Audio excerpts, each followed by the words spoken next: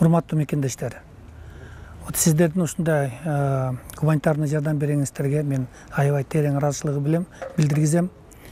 Бул ошо дагы ушу бир жолу ушундай биздин кыргыз элибиздин ынтымагын көргөзүп турат. Бирок мына келип аткан продуктылардын теңи тез бузулуучу продуктылар болуп атат. Мөмө жемиштер, тез бузулуучу мөмө жемиштер. Ошого мен сиздерге кайрылат элем. Мүмкүнчүлүк болушунча колдон келсе жардамды каражат аркылуу жардам берсеңиздер деп суранат элем. Себеби дегенде мына 2-3 күндүн ичиндеги болгон окуядан материалдык ущерб мурунку коголанга караганда бир нече жолу аябай жогору болду.